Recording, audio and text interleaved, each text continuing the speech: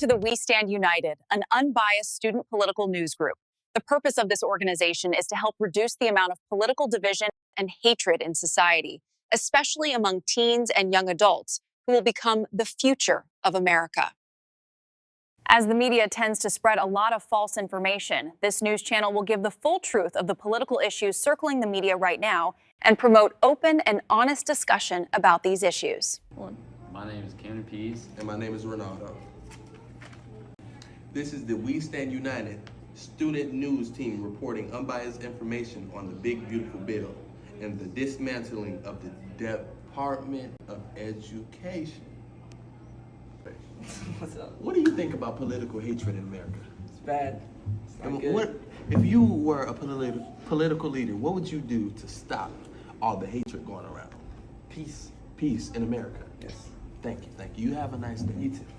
Okay, Trump's spending bill and tax bill called the Big Beautiful Bill was passed by Congress in July of 2025. Both the Senate and the House of Representatives narrowly approved the bill, with the Vice President, J.D. Vance, breaking the tie in the Senate. The bill is an extension of the 2017 Tax Cuts Act, but the tax cuts now will most likely be permanent. This will increase spending for things like border security, defense, and energy production.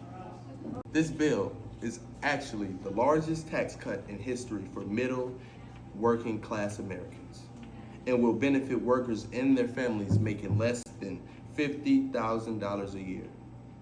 It will also increase the child tax credit for more than 40 million families with children.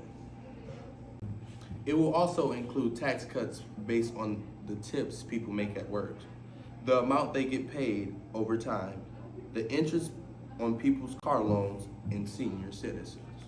This also impacts certain low-income residential areas by allowing the families that live there to receive tax benefits and offer an incentive to improve their economic growth. Some negative aspects of this bill are that the bill is partially paid for cutting health care and SNAP, or Nutrient Assistance Program, for many people. It is estimated that 11.8 million Americans will lose health care coverage under Medicaid in the next 10 years. They are cutting this by making stricter requirements on who actually receives Medicaid. For example, in order to receive Medicaid, able-bodied childless adults will have to prove they are working in school or doing community service for 80 hours. These Americans could lose coverage because they may struggle to navigate the paperwork, miss deadlines, or not apply at all. Basically, in order for current recipients to not be affected by the loss of SNAP and Medicare benefits, they must either meet the world's requirements or prove that they are exempt. The White House states that these new requirements will help to root out waste and fraud. Past studies have shown that increasing the work requirements do not impact the labor force participation as much as it is intended to. But we will see what happens in the upcoming months.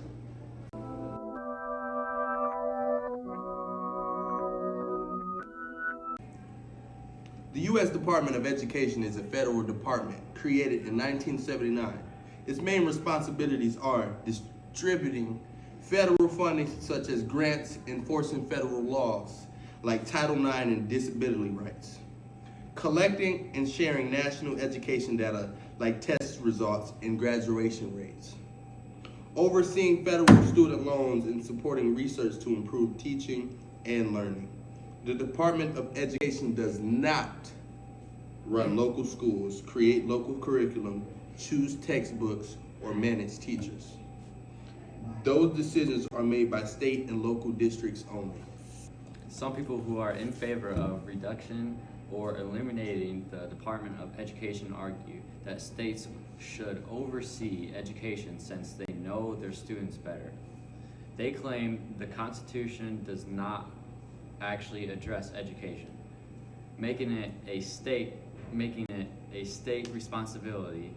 Critics also say the department contributes to rising tuition and debt. States must follow complex rules to access federal funds, and some of the money goes toward things that do not directly benefit students. Certain states also may not agree with some of the federal rules that are placed out, or the rules may not apply to them at all. This evidence suggests that individual states could handle these issues more efficiently. Many people support keeping the Department of Education because if it was dismantled, it could worsen inequalities between wealthy and low-income states, weaken protections for students with disabilities, and hurt civil rights enforcement in schools. Federal funding for essentials programs is crucial for vulnerable populations, and without central oversight, tracking educational data becomes challenging. Dismantling the department could lead to chaos, with responsibilities shifting to unprepared agencies and creating uncertainty for our students relying on federal aid. If the Department of Education were to be dismantled, several things were likely to happen. First, programs currently run by the department might be reassigned. For example, civil rights enforcement could go to the Department of Justice, student loans might move to Treasury, and research programs could shift to the National Science Foundation. Additionally, states would gain more control over education, which could be beneficial for larger states, but challenging for smaller or poorer ones that might struggle without a federal funding or support. Furthermore, the transition to its new system could take years and would impact areas like college financial aid, school accountability, special education funding, and teacher certification process.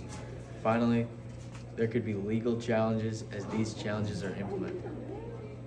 You'll be my American boy. He said, hey sisters. By the doors where we lie. Oh, why? Oh. See, five that stuff. You was looking at me funny. I wasn't even looking at All right. you. All right. Exempt from it. The state will check the work requirements or prove that This is the Wii U stand and oh. This is the Wii U. It's wrong. What's my name? requirements or prove that they are exempt. Bella, stop. Bella. This is #1 champion sound. Yeah, Estelle, we about to get down.